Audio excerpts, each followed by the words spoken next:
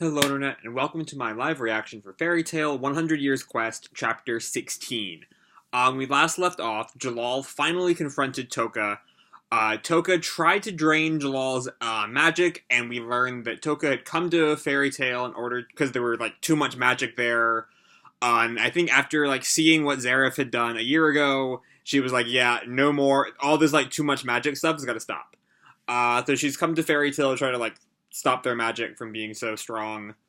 But meanwhile, we find out that there are, there's supposedly a split personality within Toka.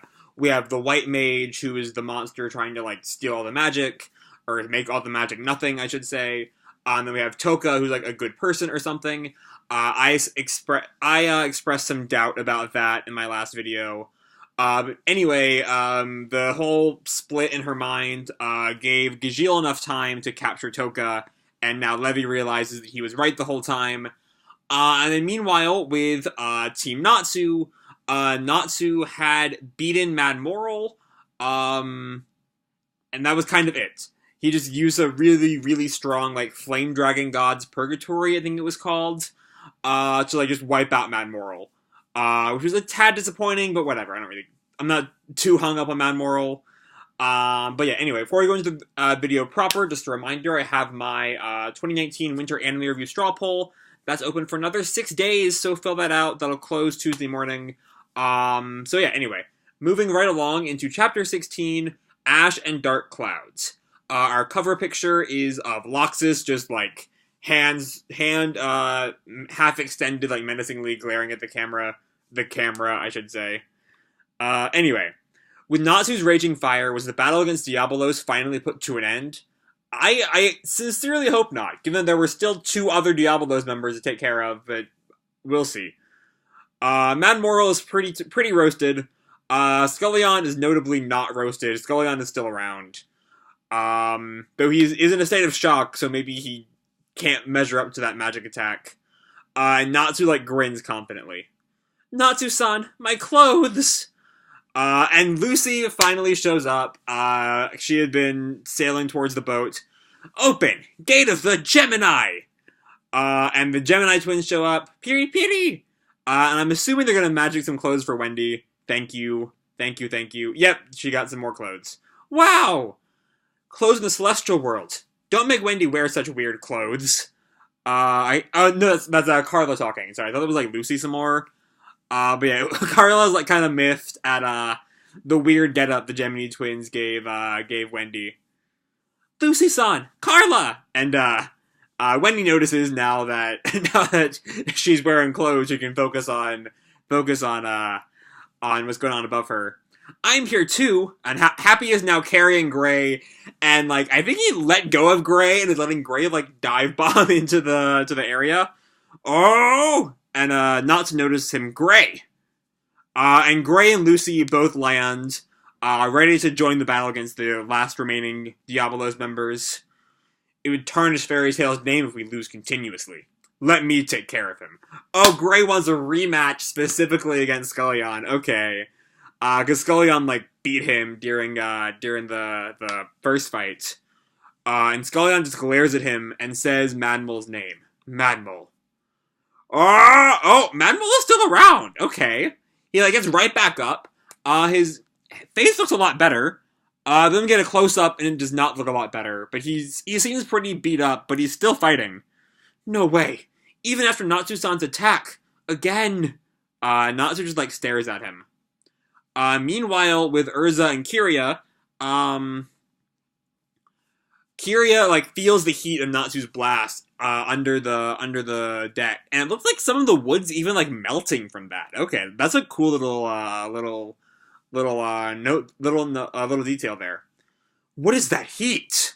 Natsu's fire. The ship is... and my clothes are melting. Why aren't yours? This is the Fire Emperor's armor. It has great resistance to fire. It's good to see Erza take advantage of her situation. I will say, the melting clothes, I don't think that's particularly real. I don't think clothes melt like that. They're more likely to catch on fire than melt. Though, Kyria seems to be wearing a lot of metal, so maybe the metal would melt. But like Wendy was not wearing metal. She was wearing cloth, and that seemed kind of weird. Also, even the cloth that Kyria is wearing is melting. I don't know, going into way too much detail over melting clothes. But Kyria just like licks her lips. What a great fire! And dashes at Erza, getting another like blade spell in her arm. And now we'll get to eat it. And she like slashes at Erza, but Erza blocks it with her sword. And I think and Erza with one with her other hand strikes Kyria up the chin. Gah! You who eat dragons. Now is your time to be eaten by the salamander. I thought Erza was going to take care of her. But she like brings her sword up against Kyria. And Kyria like looks at her enraged.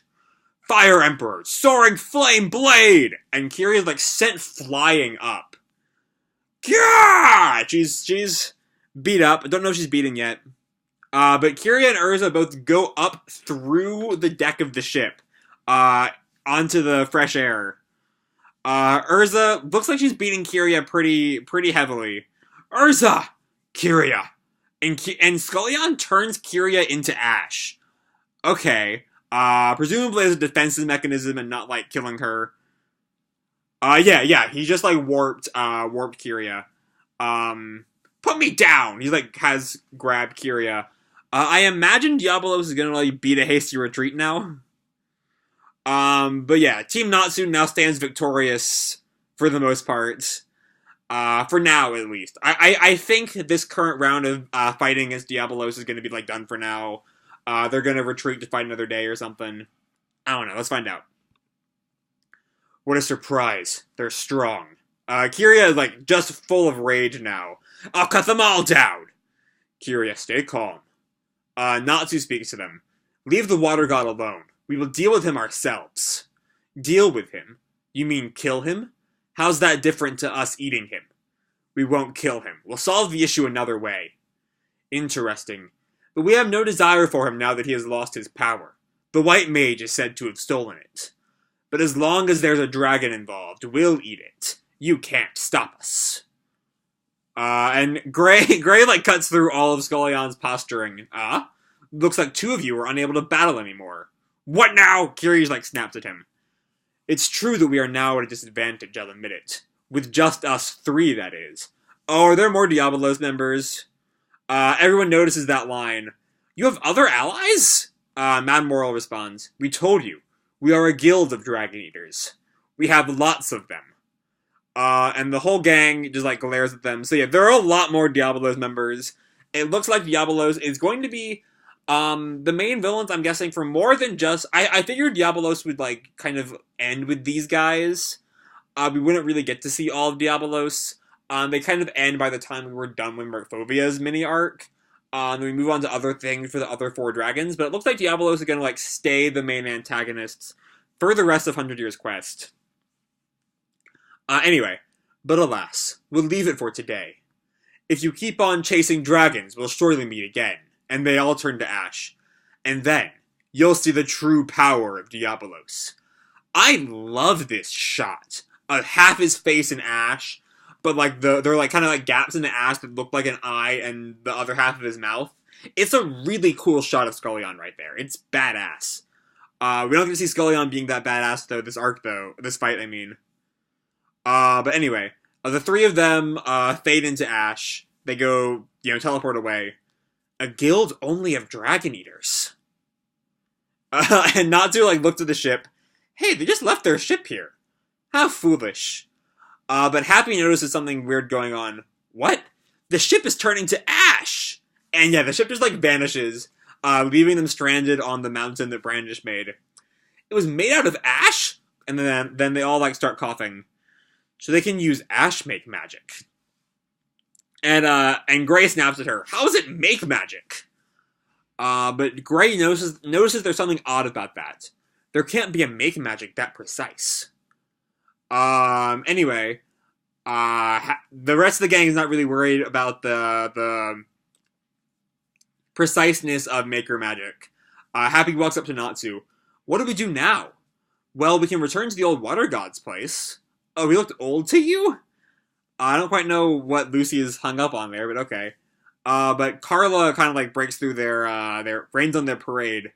Well, about that, and she flashes back to Caramel yelling, "Leave at them." It's fine. We got rid of them, and we don't plan on killing the water god either. You're optimistic. Meanwhile, down at the water god's palace, Caramel is like caring for an injured Merkfovia. And she like looks down at him as Merkfovia opens his eyes. Water god Sama. Merkfovia sits up and like clutches his head. Ugh. Water god Sama, you should lie down for now. And we see it looks like the roof is like fading to ash. What? And Merkfovia like clutches Caramel's neck. Get away! What had just happened to the water god dragon? A big disturbance seems to have arrived at Elmina. To be continued. Alright. So this was a fun chapter. I will say one complaint, just going off, we got nothing on the Jalal plotline, and y'all know I'm a big fan of that Jalal plotline, so that's a little disappointing, I admit. But besides that, this was a really good conclusion to our to this current like leg of the arc. The current fight with Diabolos is over, and I imagine Diabolos is going to cross over into the Jalal and Toka plotline, given they're headed towards Toka, and it doesn't seem like Natsu and the gang are right now. So I imagine they're gonna come trying to fight Toka. Maybe they'll end up in an alliance with Jalal and the gang, not telling them that they're like actually, not good people. But they're like, hey, we want to stop Toka, and you want to stop Toka. Or the fact that Jalal and the gang now think Toka has a split personality might lead to them trying to defend Toka against Diabolos. That's actually a more likely solution, I think, or more likely outcome, I think. Even though, as I've said before, I do not think that that Toka actually has a split personality. I think she's trying to fool them. But yeah, beyond that, this was a very good fight chapter. My concern last week, or 2 weeks ago, I should say, about Mad Moral getting taken out a tad too easily, are quickly disproved here, as Mad Moral is A-okay. If a little, worse for wear. Kyria's also clearly gonna come back. I've mentioned in the past how much I like Erza having a much more, human opponent. Late Fairy Tail like to put Erza in, these impossible odds, and when it's struggled to have Erza believably overcome said impossible odds, it was not very good, as we're all aware of the Kyoka fight and the Eileen fight. Those were both not very good fights.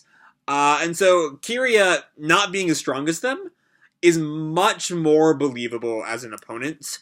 Even if the fact that Erza's having a decent fight with Kyria makes those fights even less believable. But I'm not going to focus on that. I'm going to focus on the here and now and not how this affects the original series as much. Because I'm really enjoying this fight. This rivalry between Kyria and Erza I really dig. Really everything about Kyria and Erza I've tended to enjoyed. The whole Erza becomes her slave plotline was a little ick, but I really love the way it was resolved as a callback to the fake eye from way back in the Luxus arc when that was first revealed. But I'm talking about past chapters when I don't really need to be. I mentioned that perfectly fine in my previous videos. But yeah, this chapter is mostly fighting. I think Fairy Tail I don't think has really ever made a big use of the villain retreat storyline, or the villain retreat trope. What I don't want is for Diabolos to become almost like Team Rocket, where they always show up and they always try to fight our heroes and they always fail. I don't want them to be that. I want them to have a bit more.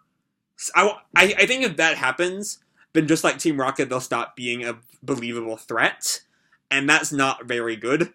So I think, of course, they're not going to take down Team Natsu really ever.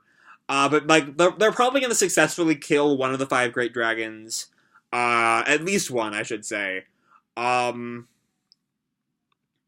But I'm just worrying about things that have not happened yet, so who knows what's going to happen with all that. And of course, there are a lot of other Diabolos members we're going to have to deal with at some point. Notably, they don't seem to have any of, like, the classic fairy tale villain structures of, like, you know, the number groups, like the Spriggan 12, or the 9 Demon Gates, or the 7 Kin of Purgatory, or the Erasion Seis, or the Phantom 4. Mashima really loves giving his villains numbers. And I don't think Ueda's doing that here. I actually don't know how much Ueda is involved in the script writing. I know he's the artist. But anyway, I'm rambling on. Again, credit to this really creepy pic of Scullion on page 17. And yeah. Then we have this cliffhanger of Mercfovia maybe somehow under Scullion's influence. The little shot of the ceiling kind of like crumbling makes me think it reminds me of Scullion's ash magic. It might just be like dirt falling from the ceiling. I don't know. And yeah, I don't know what's going on with Mercfovia. We'll have to wait until 2 weeks from now to find out that one. But yeah, I really enjoyed this chapter. I think I'm going to leave this video off here. Hope you all enjoyed the chapter and the video. If you did, feel free to drop me a like or subscribe or fill out that straw poll down below, please. Or, you know, do whatever the fuck you want. I don't really care. And as always, people, keep kicking ass and I'll see you in the future. Bye!